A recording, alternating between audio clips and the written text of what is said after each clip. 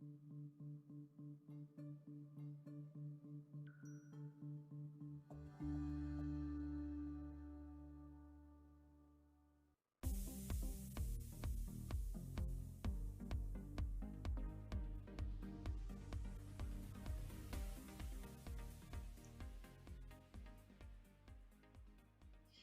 back, everyone, to the Ask Dr. Be Good show, where we talk about the fascinating things going on in public education that impact legacy. And we have more information today due to the coronavirus that we want to share with you. And we're doing this in what may turn out to be fascinating information for you, or maybe a little bit of too much information, but we really wanted to make sure that all parents and staff had an opportunity to look at the plan to reopen schools in a deeper way. And so this podcast is going to be totally about going through the manual so that we can capture the information and make it available for you to share with your family and friends who have kids at Legacy, and staff members as well, to hear about what far lengths we have gone to prepare the buildings for really kids to come back, staff to come back, parents to be able to walk in there someday again. So let's get started. We have with us Stacy Weaver, who is our Senior Director for School Operations and Safety. So welcome, Stacy, and thank you for taking on the charge of walking us through this manual and making sure that parents and staff have a chance to really hear about how deep we are going into making sure that they are going to be safe when they come back. And the manual also addresses other things like the kind of learning we're going to have. So let me go ahead and pull up my version here. And just as an intro, we're going to focus on the key priorities and focus areas, which is public health and safety, instructional continuity, maintaining the workforce, parent choice, which is huge, equity, and innovation and communication. So under those key points, Stacy Weaver, why don't you go through and walk us through over the next 30 minutes this manual so that we can hear about all the work that's been put into making sure that we have not only our building safe, but then a strong instructional remote learning program. Sure, it'd be my pleasure. Thanks, Dr. Good. So I think that we really need to talk about, like you said, our key priorities.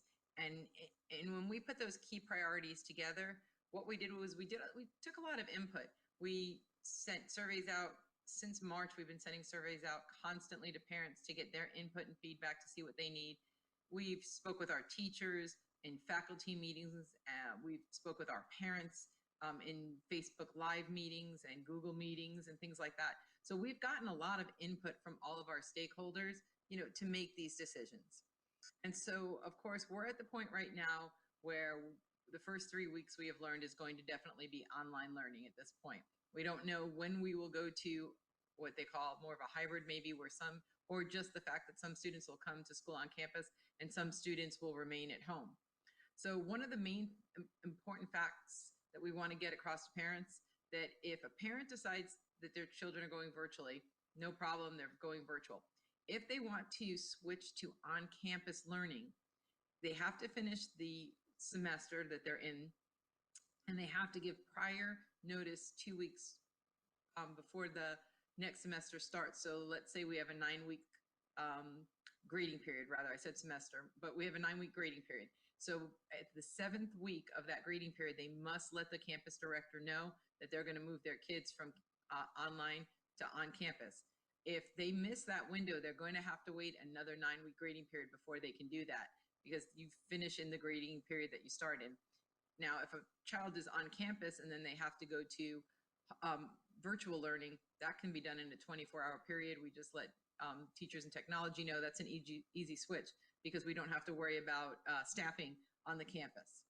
So just something important that we wanted to let you know. Another thing that we've really focused on is making sure that we don't that we continue all the great programs that we've had, like our GT Saturdays continued, and our special education students are still getting their time with their special education teachers, fine arts, athletics, student groups and clubs. We're still trying to maintain all that, although virtually. So none of that's stopped. We've continued with all of that and moved forward on it. There's a lot of talk about what type of instructional learning our students are going to have. And please, Dr. Good, anytime you want to jump in and talk about some of this, please do. But we have our face-to-face learning and our virtual learning. Right now, those are the two options that we're preparing for until we were told we're going to go ahead and start online until further notice.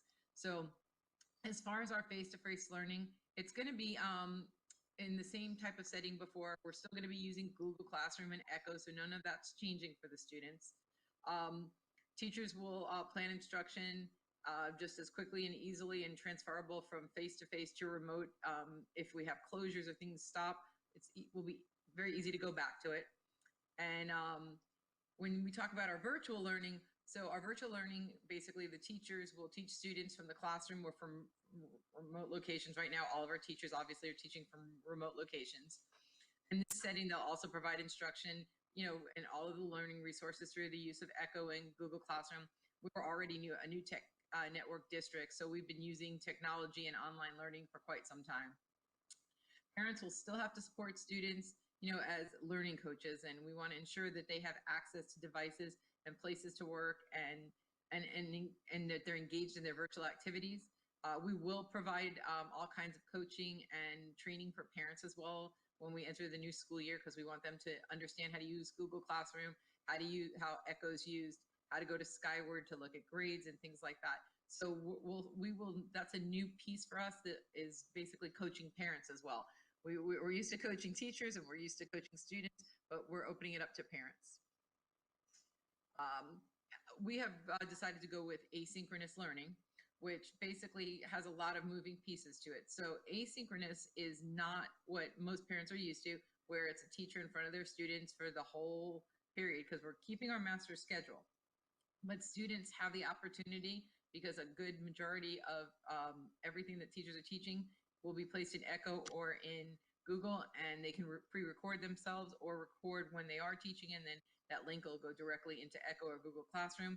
So if a parent has to work the majority of the day and then they're going to come home and make sure their student does lessons and work, they can go into Echo or the Google Classroom.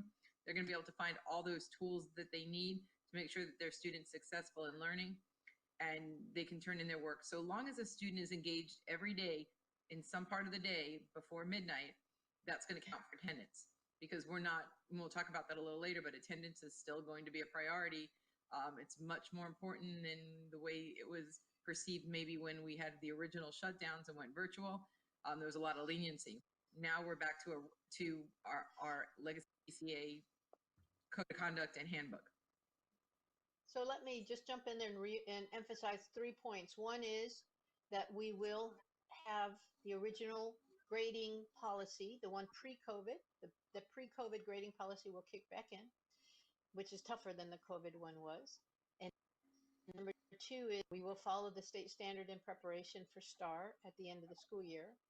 And then truancy laws kick in, so attendance becomes as it ever was. And we started last year a truancy program that would lead to a tribunal if parents and kids continued to rack up absences. So those 3 things is an indication from TEA, Texas Education Agency, that they're not playing, that they're wanting serious school to go on despite the craziness of COVID. We've had time to practice a little bit in working with a remote environment, and now they want serious school to go on. Thank you. Exactly. And with that said, so that's that 90%. So students will have to, be in their classes. Our 8th graders that are taking high school classes and our high school students, in order to get credit for those classes, they must be in attendance 90% of the time. So that's, really we're just back to everything's the same, except for we may be doing some remote classes is really what it is. Now, just so parents know, we haven't changed much at all. As far as when we go virtual learning K through 5, we're still going to have the restorative circles, and we're still going to do check-ins. There'll be the PBL protocols, and balanced literacy is still going to drive our instruction along with our PBL and our guided reading. They'll still have small group instruction. There'll be times where teachers will communicate with students outside of the learning environment, but in small group. So if they're struggling or they need assistance, that'll all be provided. As far as the upper grades, they're still going to, continue 6 through 12. Will have their master schedule. We're still preparing them for STAR, SAT, PSATs. MAP testing will be 3 times a year like we normally do. Please, again, Dr. Good, if there's anything you want to jump in on, please stop me. Sure. Okay. Interventions and enrichment, RTI, which is our response to intervention for our students that are struggling or in need, that's going to continue. Enrichment for remote learning will continue. We'll do that through like girls and coding clubs, and we'll have our GT and basically the robotics. All of those things are still going to continue, and in after school environments like they have before. And like Dr. Good said, special education, all those supports are going to continue. I won't read them all. Let me mention there with the special ed, dyslexia, speech therapy, if you want to know exactly how we do that and did it not only last spring, but also during the summer, we have a podcast we did on it, a radio show we did on it. So there is a lot of information out there that's already talked about how we successfully managed to meet the minutes of the IEP and 504 and dyslexia and speech therapy. And so if you want to know more, put the question in the comments and we'll try to find those links for you so that you can also listen at greater depth about how we meet the needs of kids in a remote setting. Thank you. Sure. So as we go through the handbook, there's an area that says instructional roles and learning tools for everybody. And so I won't read them all, but I'll highlight as you go through the handbook.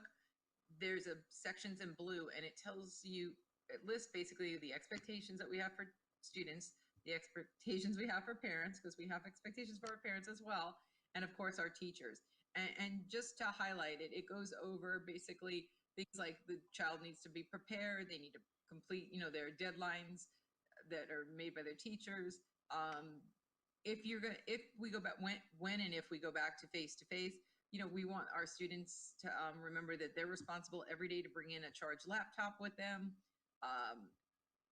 We want them to know that they should, have that backpack ready, that mask ready. They should be already practicing wearing those masks. I mean, wearing a mask all day is a big change. So parents, I would definitely say, have them start wearing the mask, maybe an hour and then an hour and a half, and as much as they can tolerate, so they can get used to that, because that will be something that we're wearing on our campus. We've gotten a lot of questions about if we're going to provide face shields and things like that. If you're going to want your young child to wear a face shield, I think it's best that you find one that they're comfortable with. The face shields that we have are for adults, and they're pretty large, and they're not going to be very comfortable for a child. So if that's something that you feel strongly about, that you might want to start looking into different types of masks and shields that'll be comfortable for your child. Now, as far as parents, we're going to ask you basically to be learning coaches at home and to really make sure your students are paying attention, that they're on task, that's if you're doing it all day with them and you're working with them. In the evenings, if you're sitting down, obviously you're, and using the asynchronous, you'll be doing that. But during with them, just monitor and make sure that they're using everything. We have Lexia, we have Achieve 3000, we have a lot of other programs. So when they're done with their schoolwork, there's still lots of resources and supplemental educational tools that we would like them to continue to use that they used when they were in school. And that'll be explained more when you have Meet the Teacher Night, and teachers will continue their communication with parents. Another thing, students know how to navigate through their Skyward and through their Echo or Google, but parents, we want to make sure that you're continually, going into Skyward, looking at your students' grades. We send so much communication and different things out. The things that are going on with COVID-19, that will all be, sent out to you. And if you go through the handbook, like I said, I don't want to bother you to read it, but I really want to take you to the learning tools for both environments. So our technology team is committed to being available and to assisting and coaching parents, students, and teachers. And there's quite a few links under the learning tools for both environments. And basically, there's a link there that'll take you right to our website. So if your technology device isn't working, instead of trying to find it on our website, you can go right here.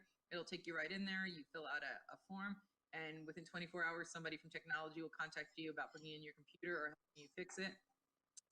There's all kinds of virtual resources. There's parent access for Echo and Google Classroom, and there's links to other applications we use just so that parents can learn how to use those different landings and supports that we have for them in technology. Alrighty.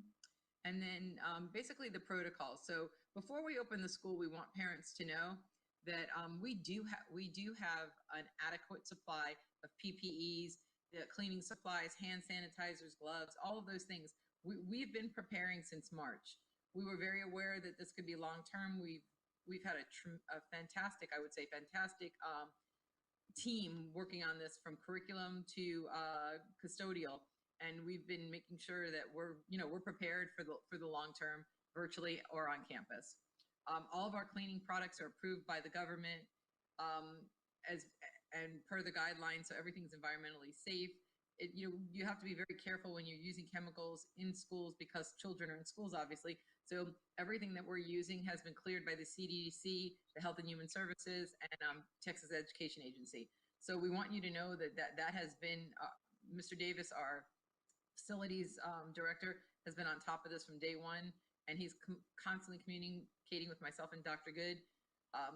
He's taken things even a step above, like as far as like air conditioning, all of those vents and the different filters are going to, the filters are going to be cleaned weekly, where that's not a requirement, but we're going to do that and make sure, so that the air that's being filtered is safe for the students.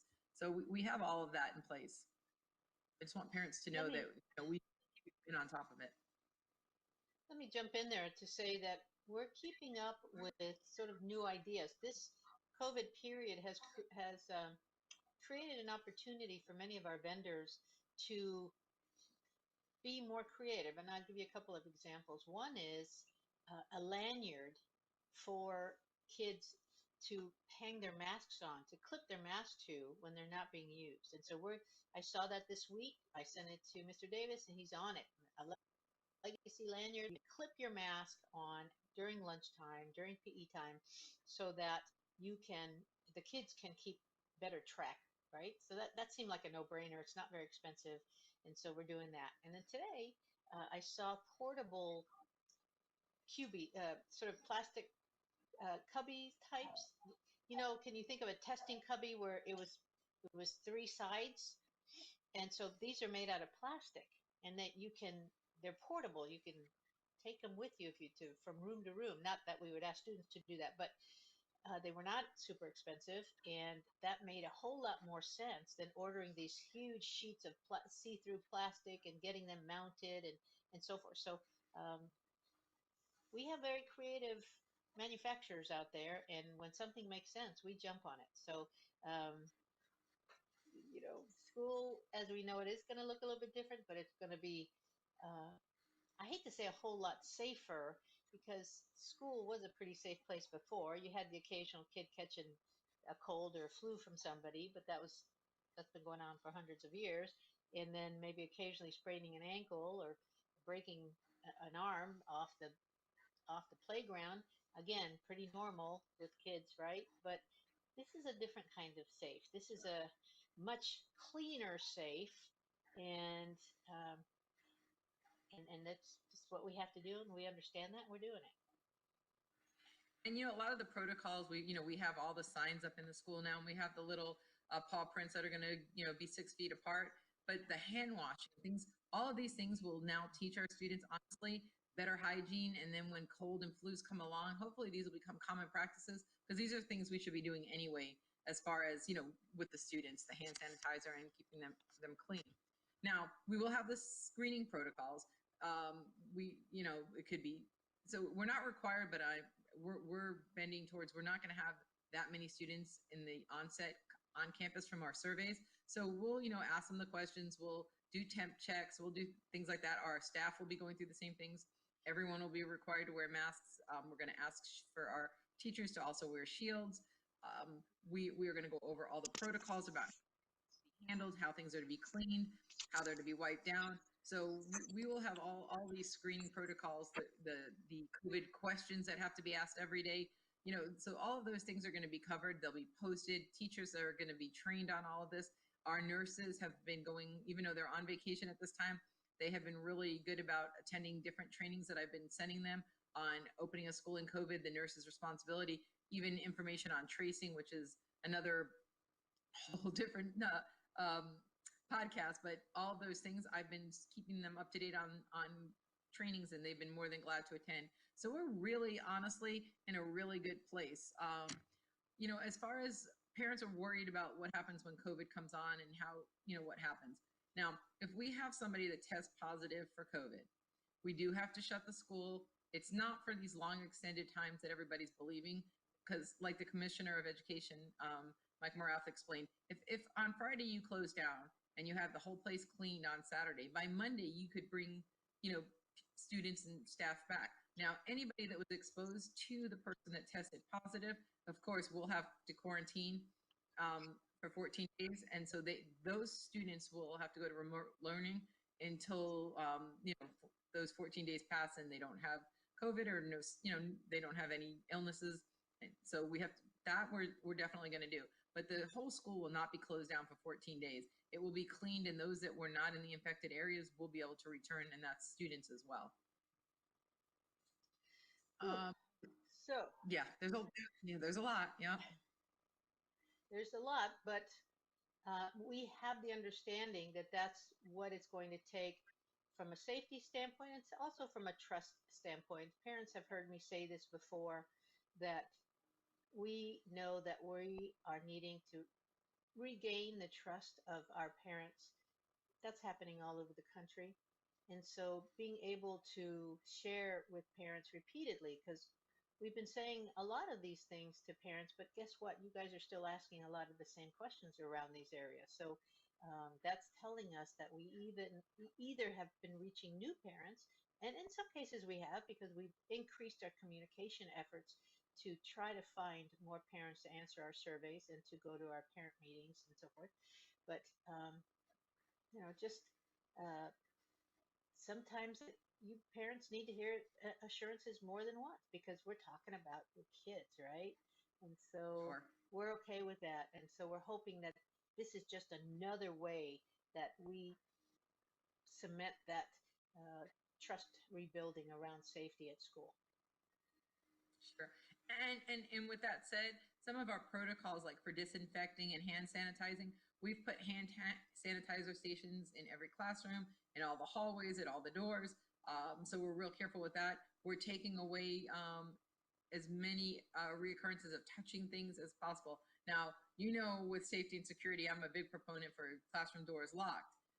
But the guidance we're getting is that those doors should be left open for better air circulation and things like that. With that said, we will train our teachers how to do this safely. Once we go back on campus, we will have people monitoring the halls because of this. We did go to keyless entry, so we've upgraded our safety and security where people can't get into the building. And to be honest, we're not allowing anybody in the building. So we're not going to have visitors. We're not going to have parents there eating lunch with their children. We're going to do as much as we can, to keep only students, or should I say only have students and teachers and people that work in the offices on campus, and have as much virtual contact with vendors and things like that, rather than having them come in, so that we can keep that safe environment and we keep the same cohort of students together. So there's a lot of changes in our safety protocols, that are going to be going on and when I say that, that also means daily cleanings of the campus and the restrooms. Those are done usually maybe in the beginning, once during the day, the custodians will go through, clean them up. Then at night we go again. Now this is going to be done periodically by usage. So, kids go into the bathroom, we're going to have to spray, clean, wipe down handles, things like that. So we have so many protocols in place. And like I said, I'm not going to read them, but they are in the handbook here. And so and that'll include like common areas where, students come in every day, or the doors that they walk through. We're going to be using multiple entrances, which usually, on a safety and security, you want everything locked down, one door in, one door out. But because we have to keep kids 6 feet apart when we go back to school, we will probably by grade level, have different exits and entrances every day, and parents will know, even though we use Driveline, we're still going to have them exiting different doors at different times. So, like I said, there's so much that we can talk about, that's going on, that the protocols that we're putting in place. A big part of that is training. When we come back, our teachers come back and all of our staff comes back, there's going to be a lot of training on protocols so that we keep the campus safe and clean. There's nobody, not even the superintendent, that can walk on a campus without temperature check, masks, face coverings. Our superintendent, Dr. Good, you've given blanketed permission. If anybody sees anybody, you see something, say something, and you said, yourself. And we want teachers and we want office staff to do that, because we want to at all times maintain the highest safety protocols so that we don't have to worry.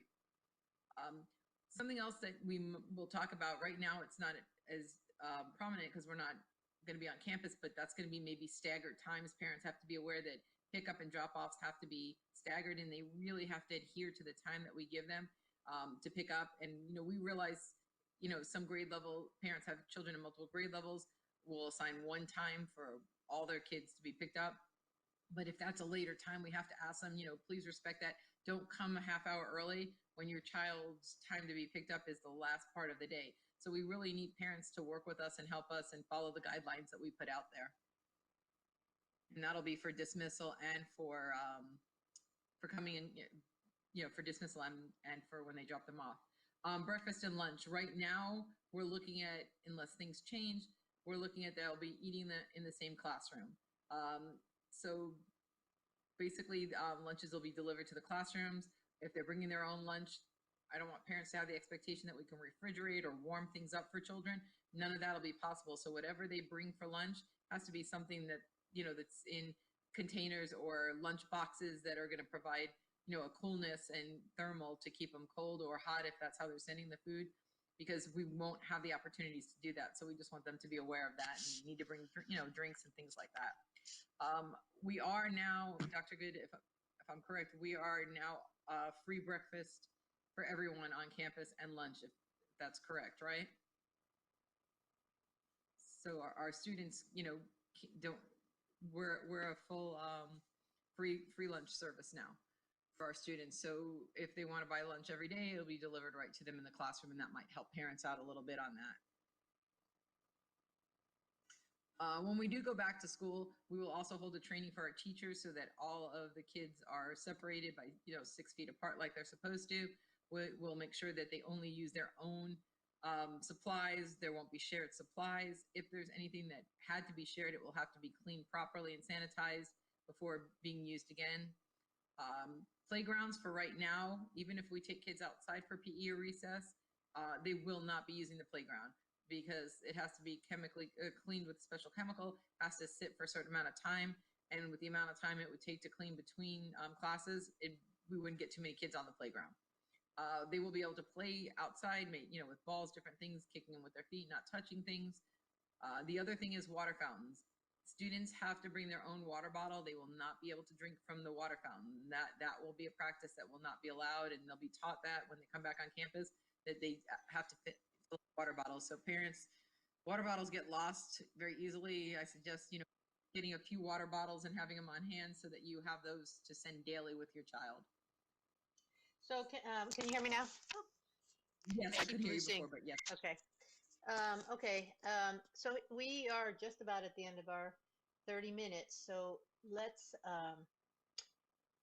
just remind parents that they're in it with us. They're in it with us to help kids stay safe. You have to label your child's things, label their mask.